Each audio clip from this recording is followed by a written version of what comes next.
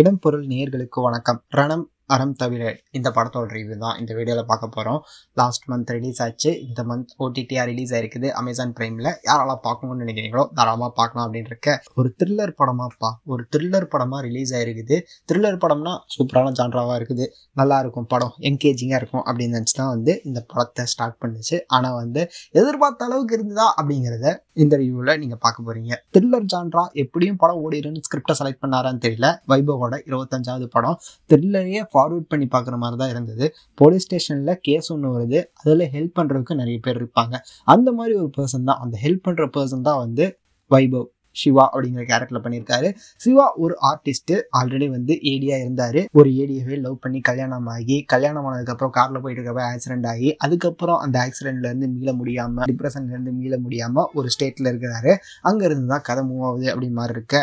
ஒரு பாக்ஸ்ல ஒரு கால் மட்டும் வருது, அங்க இருந்து தான் படத்தோட கதையை ஸ்டார்ட் ஆகுது. அந்த கால் யாரு கொலை பண்ணா அப்படிங்கறது தான் கண்டுபிடிக்கிறதுக்கு ஹெல்ப் பண்ண போறாரு சிவா அப்படிங்கிற கேரக்டர்ல வைபவ். சொன்ன மாதிரி த்ரில்லர் அப்படிங்கிறாங்க, ஸ்டோரியில் ஒரு கிரிப் இல்லை அப்படிங்கிற மாதிரி தான் இருக்குது. படம் ப்ளே ஆகிட்டே இருக்கிறப்ப ரெஸ்ட் ரூம் போயிட்டு ஸ்நாக்ஸ் எடுத்துகிட்டு பார்த்தாலும் படம் புரியும். அந்த மாதிரி தான் இருக்குது, அந்த லெவலில் தான் இருக்குது. இந்த சீனை மிஸ் பண்ணிட்டா படமே புரியாது அப்படிங்கிற அளவுக்குலாம் இல்லவே இல்லை.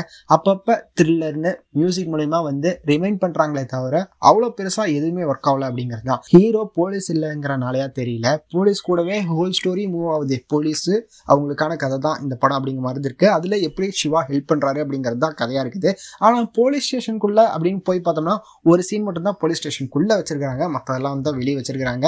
ஹீரோ போலீஸ் இல்லை அப்படிங்கறனால அது காட்ட தேவையில்லை அப்படின்னு நினைச்சாங்களோ என்னமோ தெரியல. ஸ்னீக் பிக்லாம் பார்த்துட்டு பெருசா எதிர்பார்த்த அளவுக்கு படம் பெருசா ஒர்க் ஆகல அப்படிங்கறதா சொல்லி ஆகணும்.